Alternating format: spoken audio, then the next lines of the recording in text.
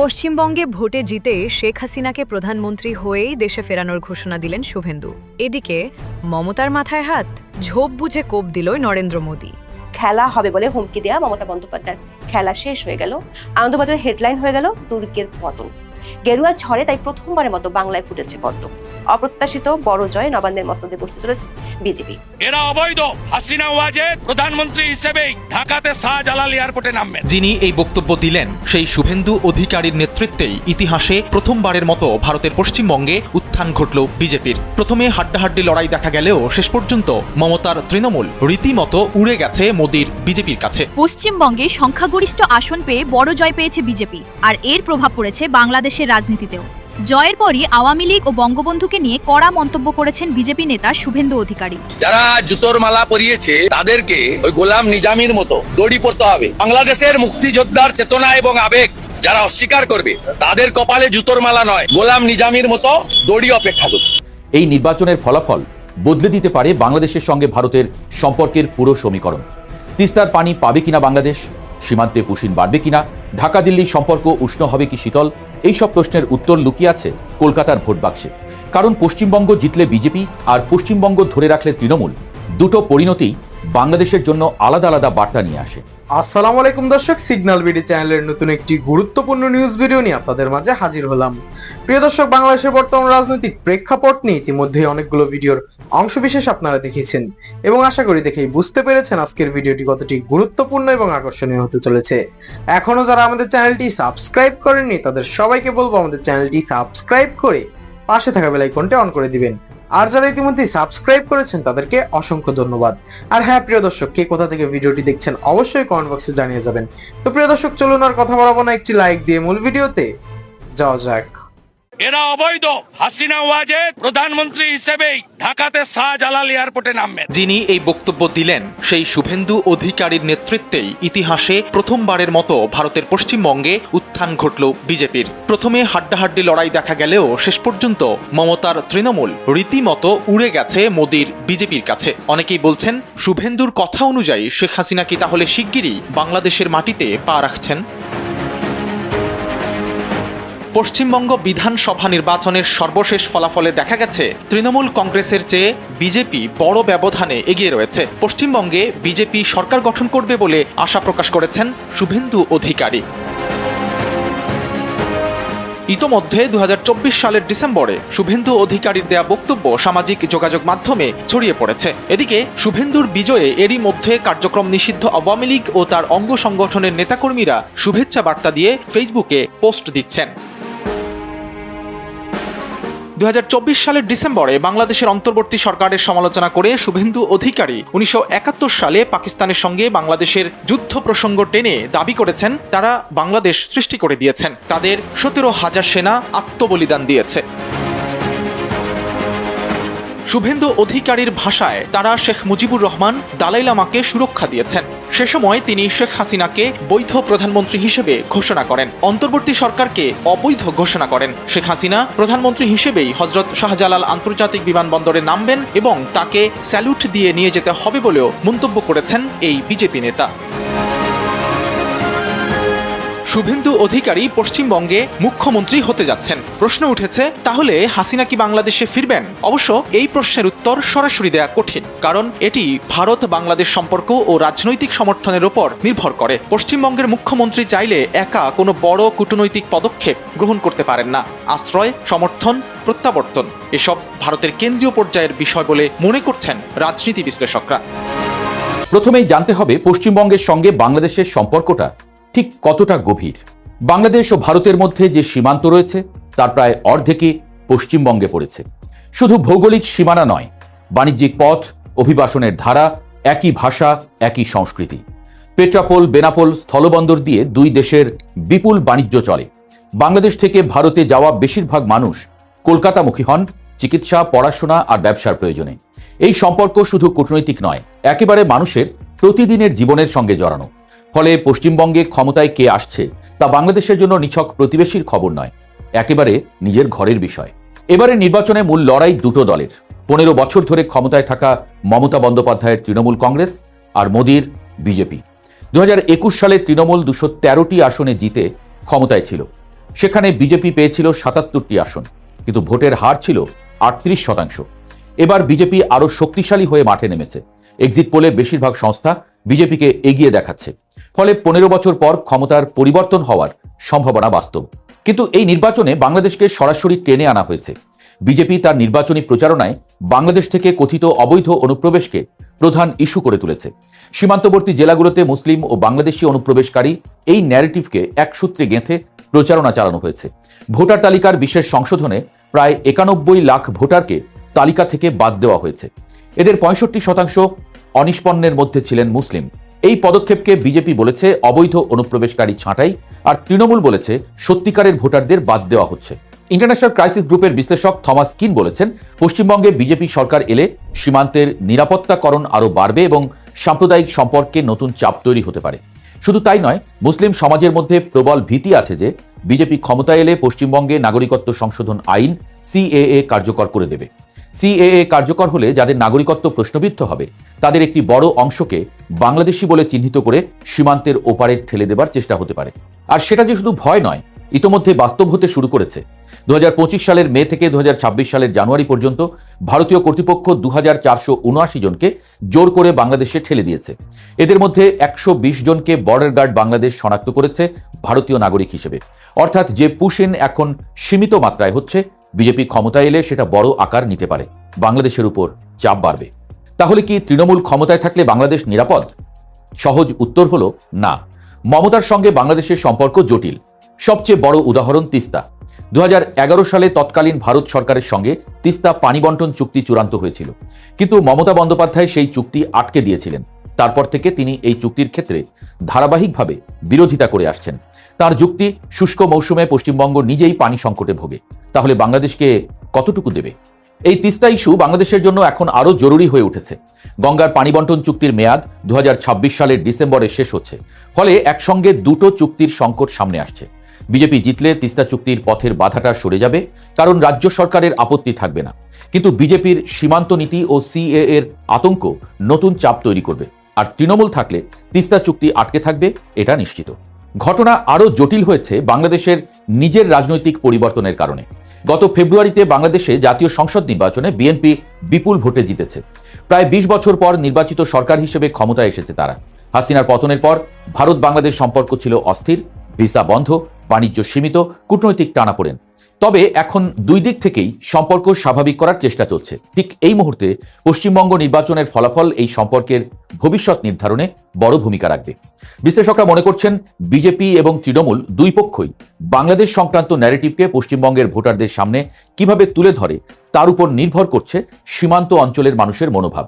অর্থাৎ বাংলাদেশ এখন পশ্চিমবঙ্গের ভোটের কার্ড, আর পশ্চিমবঙ্গের ভোটের ফলাফল বাংলাদেশের নীতির কার্ড। সব মিলিয়ে পশ্চিমবঙ্গের এই নির্বাচন বাংলাদেশের জন্য ৪টি বড় প্রশ্নের উত্তর লুকিয়ে রেখেছে। ১. তিস্তার পানি কি বাংলাদেশ পাবে? ২. সীমান্তে পুশিন কি বাড়বে? ৩. সিএএ এর আতঙ্ক কি বাস্তবে রূপ নেবে? ৪. ঢাকা দিল্লি সম্পর্ক উষ্ণ হবে নাকি আবারও শীতল হবে? বিজেপি জিতলে একরকম হিসাব, তৃণমূল জিতলে আর একরকম। কিন্তু যেই জিতুক, বাংলাদেশকে নতুন সমীকরণের সঙ্গে মানিয়ে নিতে হবে। কারণ পশ্চিমবঙ্গ শুধু একটা ভারতীয় রাজ্য নয়, এটা বাংলাদেশের সবচেয়ে গুরুত্বপূর্ণ প্রতিবেশী, সবচেয়ে প্রভাবশালী সীমানা। লাভ ছাড়া ক্ষতি নেই, দিদি ছাড়া গতি নেই। অভিনেত্রী সায়নী ঘোষের এমন স্লোগানে সাড়া দিল না পশ্চিমবঙ্গের বেশিরভাগ ভোটার। বরং খেলা হবে বলে হুমকি দেয়া মমতা বন্দ্যোপাধ্যায়ের খেলা শেষ হয়ে গেল। আনন্দবাজার হেডলাইন হয়ে গেল দুর্গের পতন। গেরুয়া ঝড়ে তাই প্রথমবারের মতো বাংলায় ফুটেছে পদ্ম। অপ্রত্যাশিত বড় জয়ে নবান্নের মসনদে বসতে চলেছে বিজেপি। মসনদে বসার জন্য যে ১৪৭ আসন দরকার তা ঝড়ের প্রথম ঝাপটায় নিশ্চিত করে ফেলেছে মোদী আর অমিত শাহের বাহিনী। এখন অপেক্ষা শুধু আনুষ্ঠানিক ঘোষণার। সারা ভারত জুড়ে চলছে দিদির এমন বিদায় নিয়ে চুল চেরা বিশ্লেষণ। কেউ কেউ বলছেন ৫ দিদিকে বেঙ্গল প্রেসিডেন্সি থেকে বাড়ি পাঠিয়ে দিয়েছে, খান খান হয়ে গেছে দিদির সাম্রাজ্য। আবার জল্পনা কল্পনা শুরু হয়েছে কে হচ্ছেন পশ্চিমবঙ্গের নতুন মুখ্যমন্ত্রী। গঙ্গার পাড় থেকে বঙ্গের নির্বাচন নিয়ে আলোচনার ঝড় সীমান্ত পেরিয়ে পদ্মা এবং মেঘনা পাড়ে মানে ঢাকায়ও বেশ জমে উঠেছে। তবে সে আলোচনা একেবারেই ভিন্ন। ঢাকায় আলোচনা হচ্ছে পশ্চিমবঙ্গে বিজেপির আধিপত্য বাংলাদেশের জন্য কি বার্তা নিয়ে আসছে তা নিয়ে। পশ্চিমবঙ্গে বিজেপির উত্থান বাংলাদেশকে চাপের মুখে পড়বে। প্রশ্ন উঠেছে, সীমান্ত থেকে পানির মতো দৃশ্যমান সমস্যাগুলো নিয়ে কি দুই প্রতিবেশীর মধ্যকার সম্পর্কে নতুন মেরুকরণ দেখা দিবে, নাকি বাংলাদেশের রাজনীতিতে আওয়ামী লীগ ও শেখ হাসিনা ইস্যু এবং সংখ্যালঘু নির্যাতন নিয়ে নতুন করে জটিল হবে মোদী তারেক সম্পর্ক। বহু বছর আগে অটল বিহারী বাজপেয়ী আক্ষেপ করে বলেছিলেন, ভারতের বিভিন্ন প্রান্তে বিজেপি সাফল্য পেলেও পশ্চিমবঙ্গে শক্ত ভিত্তি করতে পারছে না। এটা তার জন্য ছিল অত্যন্ত কষ্টের। দেশটির প্রয়াত এই প্রধানমন্ত্রীর আক্ষেপ এবার ঘুষতে যাচ্ছে। রাত 10টা পর্যন্ত ভারতের একাধিক সংবাদ মাধ্যমের খবরে বলা হচ্ছে, পশ্চিমবঙ্গের 293টি আসনের মধ্যে 208টি আসনে পদ্ম ফুল ফুটে গেছে, যেখানে মমতার তৃণমূল কংগ্রেস মাত্র 79টি আসনে জয় পাচ্ছে। অথচ সরকার গঠনের জন্য দরকার 147টি আসন। ফলে পশ্চিমবঙ্গে তৃণমূল কংগ্রেসের 15 বছরের শাসনের অবসান হতে চলেছে। এমন অবস্থায় সামাজিক যোগাযোগ মাধ্যমে খেলা শেষ লেখা বার্তা দিয়েছে বিজেপি। 2021 পশ্চিমবঙ্গের বিধানসভা নির্বাচনের আগে তৃণমূল নেতা অনুব্রত মণ্ডল খেলা হবে স্লোগান দেন, যা পরবর্তীতে ব্যাপক ভাইরাল হয়। এরপর পশ্চিমবঙ্গের মুখ্যমন্ত্রী মমতা ব্যানার্জিও এই স্লোগান একাধিকবার ব্যবহার করেছেন। তাদের সেই স্লোগানের জবাবে বিজেপি এবার লিখল, খেলা শেষ। দলের এই জয়কে স্মরণীয় আখ্যা দিয়ে প্রধানমন্ত্রী নরেন্দ্র মোদী বলেছেন, পশ্চিমবঙ্গে পদ্ম ফুটেছে। দর্শক, পশ্চিমবঙ্গের এবারে নির্বাচনটি কয়েকটি কারণে বেশ ব্যতিক্রম ছিল। প্রথমত, পশ্চিমবঙ্গ বরাবরই রাজনৈতিক সহিংসতার জন্য পরিচিত। বিশেষ করে নির্বাচনী সহিংসতা ওই রাজ্যের এমন একটি বাস্তবতা যা সব দলের শাসনামলী কম বেশি বজায় থেকেছে। সেই জায়গায় রাজ্যে এবারের ভোট হয়েছে একেবারে শান্তিপূর্ণ পরিবেশে। 2 দফার ভোট গ্রহণে গোটা রাজ্যে একটিও সহিংসতাজনিত মৃত্যুর ঘটনা ঘটেনি। বিক্ষিপ্ত কিছু সংখ্যা ছাড়া খুব বড় কোনো গন্ডগোলের খবর নেই। এটি পশ্চিমবঙ্গের নির্বাচনের সবচেয়ে ব্যতিক্রমী ঘটনা। ভোট পড়ার হারও ছিল একটি অনন্য রেকর্ড। পশ্চিমবঙ্গে এবার নির্বাচনের 2 দফা মিলে ভোট পড়েছে 92.47%। দেশটির স্বাধীনতার পর থেকে রাজ্যে কোনোদিন কোনো নির্বাচনে এত বেশি হারে ভোট পড়েনি। ভোটগুলোর জরিপগুলো আগেই বিজেপিকে এগিয়ে রেখেছিল। মমতা অবশ্য এক্সিট পোলগুলোকে উড়িয়ে দিয়ে দাবি করেছিলেন তৃণমূল 220টিরও বেশি আসন জিতবে। তবে এবার বুথ ফেরত জরিপের সংখ্যাগুলোই সঠিক প্রমাণিত হয়েছে। বাংলায় গেরুয়া ঝড়ে পদ্ম ফুটেছে। এতটাই ফুটেছে, আনন্দবাজার তৈরি করা ম্যাপে গেরুয়া রঙের ছড়াছড়ি, সবুজের দেখা মেলা ভার হয়ে গেছে। পদ্ম ফুলের এমন জোয়ার নিয়ে ব্যাপক বিশ্লেষণও চলছে। আমাদের বিশ্লেষণ হলো, মমতার এতদিনের শক্তি ছিল 3 ম: মা, মাটি, মানুষ। এই 3 মকে টেক্কা দিতে গেরুয়া দল এবার হাজির করেছিল নতুন 5 ম। এগুলো হলো মুসলিম, মহিলা অভিবাসী বা মাইগ্রেন্ট, মতুয়া সম্প্রদায় এবং বিজেপির শক্তিশালী নির্বাচনী যন্ত্র বা মেশিনারি। দীর্ঘদিন ধরে নারী ভোটাররা তৃণমূলের সাফল্যের অন্যতম ভিত্তি ছিল। ভাগ্যশ্রী থেকে কন্যাশ্রী, নারীদের জন্য গত 1 দশকে মমতা এমন বহু কল্যাণমূলক প্রকল্প চালু করেছিলেন। কিন্তু আরজি কর মেডিকেল কলেজের ধর্ষণ ও খুনের ঘটনা বড় ইস্যু হয়ে ওঠে, যেখানে নারী সুরক্ষা নিয়ে তৃণমূলকে নিশানা করে বিজেপি। এমনকি পানিহাটি আসন থেকেও ওই ঘটনার শিকার নারীর মাকেও প্রার্থী করা হয়। ঐতিহাসিকভাবে পশ্চিমবঙ্গের প্রায় 27% মুসলিম ভোটার ক্ষমতার সমীকরণ নির্ধারণে গুরুত্বপূর্ণ ভূমিকা পালন করে। 2021 সালে মুসলিম প্রধান আসনগুলোতে তৃণমূলের বড় জয়ের পেছনে সংখ্যালঘু ভোটের একত্রীকরণ বড় কারণ ছিল। কিন্তু 2026 সালে মালদা, মুর্শিদাবাদ ও উত্তর দিনাজপুরের মতো গুরুত্বপূর্ণ জেলাগুলোতে ভোটের ধরনে পরিবর্তনের ইঙ্গিত মিলেছে। অল ইন্ডিয়া মজলিসে ইত্তেহাদুল মুসলিমিন কুড়াল মেরেছে তৃণমূলের মুসলিম ভোটে। দর্শক, পশ্চিমবঙ্গের নির্বাচনের ফলাফল কি হতে যাচ্ছে তা এখন সবাই আজ করতে পারছে। ফলে এখন সবার নজর ধীরে ধীরে দলটির মুখ্যমন্ত্রী পদপ্রার্থীর দিকে সরছে। নির্বাচনের আগে কেন্দ্রীয় স্বরাষ্ট্রমন্ত্রী অমিত শাহ বরাবরই বলেছেন, কোনো এক বাঙালি রাজ্যের মুখ্যমন্ত্রী হবেন। মুখ্যমন্ত্রী মমতা বন্দ্যোপাধ্যায়ের তৃণমূল কংগ্রেসের তোলা বহিরাগত তত্ত্বের পাল্টা জবাব দিতেই অমিত শাহের এই মন্তব্য ছিল। বিজেপির জয় পেলে মুখ্যমন্ত্রী হওয়ার দৌড়ে এগিয়ে থাকা সম্ভাব্য প্রার্থীদের একটি তালিকা তুলে ধরেছে ভারতীয় সংবাদ মাধ্যম দ্য ইন্ডিয়ান এক্সপ্রেস ও দ্য ইন্ডিয়া টুডে। রাজ্যের শীর্ষ পদের জন্য বেশ কয়েকজন প্রভাবশালী বিজেপি নেতার নাম উঠে এসেছে। বর্তমান ভোট গণনার ট্রেন্ড অনুযায়ী এই সব প্রার্থী নিজ নিজ আসনে এগিয়ে রয়েছেন। কারা তারা? অবধারিতভাবে সবার আলোচনায় প্রথমে যার নাম উঠে আসছে তিনি হলেন বর্তমানে বিরোধী দল নেতা শুভেন্দু অধিকারী। মাত্র কয়েকদিন আগে নির্বাচনী প্রচারণায় তিনি শেখ হাসিনাকে এখনো বাংলাদেশের বৈধ প্রধানমন্ত্রী এবং তাকে সসম্মানে বাংলাদেশের ক্ষমতায় ফিরিয়ে দেওয়ার কথা বলে বাংলাদেশে বেশ আলোচনার জন্ম দিয়েছিলেন। এই শুভেন্দু অধিকারী একসময় মমতার দলেই ছিলেন। নন্দীগ্রাম আন্দোলনের সময় মমতার ডান হাত ছিলেন তিনি। 2021 সালের নির্বাচনের মাত্র কয়েক মাস আগে 2020 সালের ডিসেম্বরে তার বিজেপিতে যোগ দেওয়া তৃণমূল নেত্রীর জন্য বড় ধাক্কা ছিল। সে সময় নন্দীগ্রামে মমতাকে হারিয়ে শুভেন্দু আলোড়ন ফেলে দিয়েছিলেন। মুখ্যমন্ত্রী পদের দৌড়ে অন্যতম নাম বিজেপির রাজ্য সভাপতি শ্রমিক ভট্টাচার্য। আরএসএস এর আদর্শে গড়ে ওঠা অভিজ্ঞ নেতা 2024 সাল থেকে রাজ্যসভার সদস্য। বিজেপি কোনো বাঙালি মুখ বেছে নিতে চাইলে শ্রমিক ভট্টাচার্য হবেন অন্যতম সেরা বিকল্প। এরপর উঠে আসছে সাবেক সাংবাদিক স্বপন দাশগুপ্তর নাম। এছাড়া আছেন সাবেক রাজ্য সভাপতি দিলীপ ঘোষ। যদিও 2024 সালের লোকসভা নির্বাচনের পর তিনি দল থেকে কিছুটা দূরে সরে গিয়েছিলেন, তবে গত জানুয়ারিতে কেন্দ্রীয় স্বরাষ্ট্রমন্ত্রী অমিত শাহের সঙ্গে সাক্ষাৎ হওয়ার পর তাকে আবারও মূলধারায় ফিরিয়ে আনা হয়। রাজ্য বিজেপির আরেক সাবেক সভাপতি সুকান্ত মজুমদার বর্তমানে ভারতের প্রধানমন্ত্রী নরেন্দ্র মোদী নেতৃত্বাধীন মন্ত্রিসভার কেন্দ্রীয় মন্ত্রী। বিজেপি তাদের শক্তিশালী ঘাঁটি উত্তরবঙ্গ থেকে কাউকে শীর্ষ পদের জন্য বেছে নিতে চাইলে তিনি অন্যতম পছন্দ হতে পারেন। দ্য ইন্ডিয়া টুডে তাদের রিপোর্টে 2 জন নারীকে সম্ভাব্য মুখ্যমন্ত্রীর পদে জায়গা দিয়েছেন। একজন হলেন Agnimitra Pal, fashion designer Agnimitra Bangla BJP মহিলা মঞ্চের প্রধান ছিলেন, খুব দ্রুতই রাজ্যের ভাইস প্রেসিডেন্ট হয়েছেন তিনি। আরেকজন নারী হলেন রাজ্যসভার সদস্য নামকরা অভিনেত্রী রূপা গাঙ্গুলি। সোনাপুর দক্ষিণের এমএলএ রূপা গাঙ্গুলি 2 বছর ধরে বাংলার বিজেপি মহিলা মঞ্চের সভাপতি হিসেবে দায়িত্ব পালন করছেন। দর্শক, 1.5 দশকের তৃণমূল কংগ্রেসের আধিপত্য ভেঙে বিজেপির এই নিরঙ্কুশ উত্থান কেবল পশ্চিমবঙ্গের অভ্যন্তরীণ রাজনীতি নয়, বরং পার্শ্ববর্তী দেশ হিসেবে বাংলাদেশের ভূ রাজনৈতিক সমীকরণ, সীমান্ত অর্থনীতি এবং ঢাকা দিল্লি সম্পর্কেও সুদূর প্রসারী প্রভাব ফেলবে। বাংলাদেশের মানুষের মধ্যে বিশেষ করে সামাজিক মাধ্যমে পশ্চিমবঙ্গের ক্ষমতার এই পরিবর্তন নিয়ে ব্যাপকভাবে আলোচনা হচ্ছে। বাংলাদেশ ও ভারতের মধ্যকার সীমান্ত হলো 4096 কিলোমিটার। এই দীর্ঘ সীমান্তের মধ্যে কেবল পশ্চিমবঙ্গের সঙ্গে বাংলাদেশের সীমান্ত রয়েছে 2217 কিলোমিটার। তাই পশ্চিমবঙ্গের ক্ষমতার পালাবদলের বাতাস না চাইলেও ঢাকার দেয়ালে দেয়ালে আঘাত হানছে। প্রশ্ন হলো 2026 সালের ফেব্রুয়ারিতে বাংলাদেশে তারেক রহমানের নেতৃত্বে বিএনপি সরকার ক্ষমতা আসার পরপরই পশ্চিমবঙ্গে বিজেপি ক্ষমতায় আসায় বাংলাদেশ ভারত সমীকরণ কি নতুন কোনো রূপ নেবে, নাকি এই সম্পর্ক আরো জটিল হয়ে উঠবে? এতদিন কেন্দ্রে বিজেপি এবং রাজ্যের তৃণমূল থাকায় অনেক ক্ষেত্রেই বাংলাদেশ ইস্যুতে দিল্লি নীতির সঙ্গে কলকাতার মতবিরোধ দেখা যেত। যেমন তিস্তা চুক্তিতে মমতা বন্দ্যোপাধ্যায় ছিলেন সবচেয়ে বড় রাজনৈতিক বাধা, আবার অন্যদিকে বিজেপির মুসলিম বিরোধী প্রচারণার বিরুদ্ধে তিনি ছিলেন সোচ্চার। কিন্তু এবার পশ্চিমবঙ্গে ডাবল ইঞ্জিন সরকার এসে গেছে। কেন্দ্রে ও রাজ্যে একই দলের সরকার হওয়ায় রাজ্যটি কি দিল্লির কেন্দ্রীয় নীতিমালার সঙ্গে পুরোপুরি যুক্ত হয়ে যাবে? ধরে নেওয়া যায়, কেন্দ্র যদি বাংলাদেশের সঙ্গে সম্পর্ক জোরদার করতে চায় তবে কলকাতা আর কোনো বাধা হয়ে দাঁড়াবে না। কিন্তু নেতিবাচক দিকও আছে, সেটি হলো কেন্দ্রীয় সরকারের কোনো বাংলাদেশ বিরোধী সিদ্ধান্ত পশ্চিমবঙ্গেও খুব সহজে বাস্তবায়িত হবে, যা বাংলাদেশের জন্য বড় রকমের অস্বস্তির কারণ হতে পারে। শেষ বিচারে এখন কলকাতার চেয়ে দিল্লির সিদ্ধান্তই দ্বিপাক্ষিক সম্পর্কে নিরঙ্কুশ প্রভাব রাখবে। পশ্চিমবঙ্গের ক্ষমতার পালা বদলে সামনের দিনগুলোতে ভারত বাংলাদেশ সম্পর্কে বড় প্রশ্ন হলো তিস্তা চুক্তির জট কি খুলবে? 2011 সালের সেপ্টেম্বরে ভারতের তৎকালীন প্রধানমন্ত্রী ডক্টর মনমোহন সিং ঢাকা সফর করেন। তার শেষ সফরে তিস্তা নদীর পানি বন্টন চুক্তি স্বাক্ষরের সব প্রস্তুতি শেষ হয়েছিল। শুষ্ক মৌসুমে প্রায় সমতা ভিত্তিক পানি বন্টনের সেই রূপরেখা কেবল মমতা বন্দ্যোপাধ্যায়ের আপত্তিতে আটকে যায়। এখন মমতার অনুপস্থিতিতে সেই জট খোলার একটি তাত্ত্বিক সুযোগ তৈরি হয়েছে, তবে বাস্তব পরিস্থিতি অতটাও সহজ নয়।